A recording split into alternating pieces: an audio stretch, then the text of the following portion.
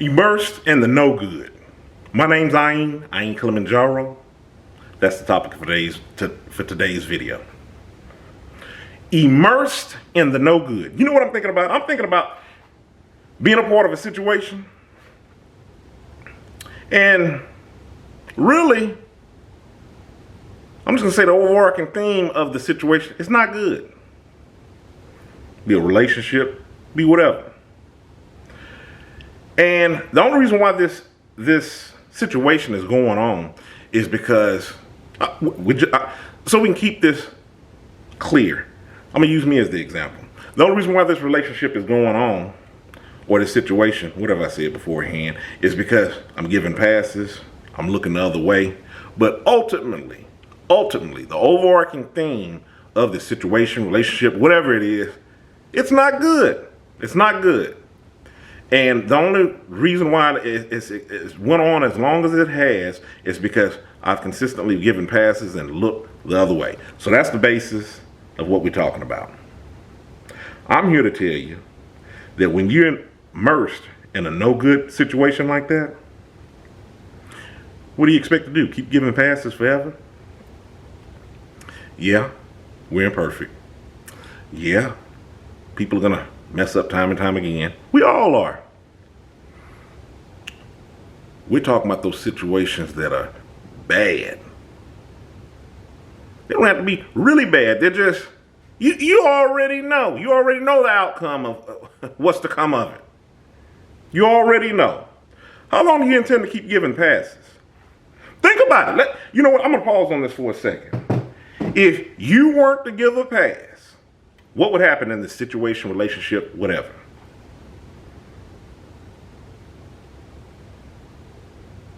Would it blow up in your face? Would it be conflict? Think about it. If you didn't give a pass, you rightfully so put in on what the situation required, what would happen to the situation? Would things just work themselves out? Would it just continue on its own? It's just a bump in the road? I don't think so. That's one red flag, and you being immersed in a bad situation. Think about it.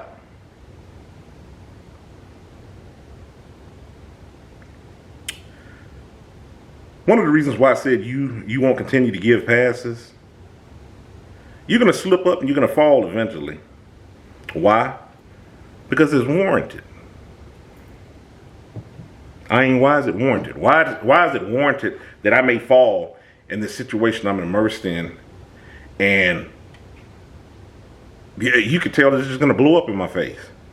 Because everything I just said that led to it before here. You know it's bad, and you're steadily putting Band-Aids on it.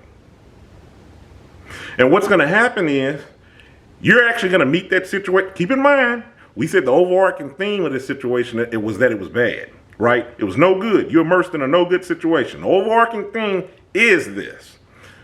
Usually when these things pop up and we find ourselves in these situations, you look for a way to effectively remove yourself from the situation so you can continue on in a healthy manner. Right?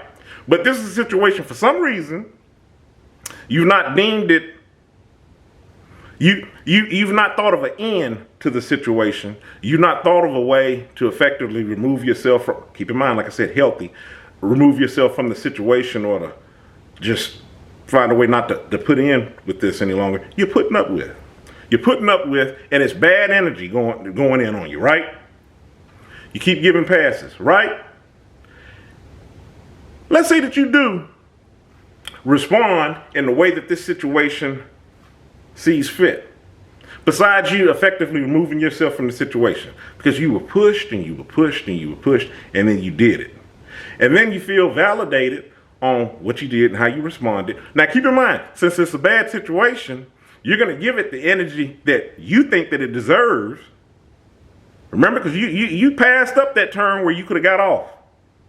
So you're going to continue on. So if you're going to continue on in this bad situation, it's going to call for bad energy. So you respond in the way that you feel validated. Now what have you done? You know that saying, two wrongs don't make a right? Remember, I just said you could have got off at that turnpike, that turn, right? You could have hung a right to effectively remove yourself from the situation, continue on your way, that situation, that person, whatever it is, they can continue on their way, right? But you didn't want to make the right. You kept going. Now you responded. Now we're playing bumper cars on the road, right? That saying, 2 wrongs don't make a right. They don't. Think about it. We just continued on this interstate. Now we're playing bumper cars. Somebody's going to ultimately end up wrecking, or we both meet our demise. Throughout all of that, at no point did somebody just get off on the right turn. No, you had your chance. That's the reason why people say 2 wrongs don't make a right. You recognize you're going into a dead-end situation, but you proceed on. Hey, I had to meet that energy and give it what it deserved. Hey, it was called for. You know, one of the things that I've always said, and this has helped me out a lot, especially when you're dealing with foolishness. I've always said, hey, you know what? We all have had bad days. You know what? You can continue on your way. Go on. I'm not going to even bring it to you. If this is a way that you consistently carry on, let's just say you're going to hit a stopping point along the line somewhere. That's not going to continue on. That's just not the way that the world works. I'm not going to be the one to bring it to you. I see my pass. I see my exit. I'm getting off. This is foolishness. I want to be out the way as soon as possible. So back to what I was stating. You feel, oh, nah, they got what they deserve because they kept on, blah, blah, blah. Yeah, but didn't you see that coming? Didn't you see that coming before you had to put in on that? That's what we talk about here. We talk about being preventative.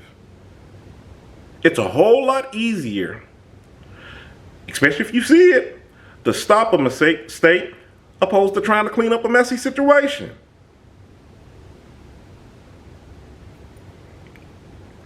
That's one of the things that makes me so effective in dealing with people, situations, all of this stuff in my life. Not perfect. I still encounter all the same stuff that I'm talking to you about. I still have all the mixed emotions and everything that I'm talking to you about on here. So that's not what I'm saying. One of the reasons why I'm saying what makes me so effective in dealing with these situations, being able to think about it and bring it to you, is because I don't like problems. I don't want problems. And the minute that it's placed in my lap, I'm like, this seems like a problem. Now, we're not talking about not problem solving things. That's not what I'm talking about. I'm talking about just like big time stuff that I don't have time with and I can easily put down and put energy elsewhere. I don't want problems. So I refuse to immerse myself in a no good situation. Yeah, no good situation is going to come your way. No good situation is going to land in your lap. No good situations are going to call for some resolve from your part. But notice the topic of this video, being immersed in no good situations. You think I'm getting ready to lie down and just bathe myself all over with those situations? No, I don't want them poking me like a sleeping bear. I'm done with this video. Stay tuned. Other videos to come. Stay encouraged. Avoid being discouraged. My name is Aim. You have a good one.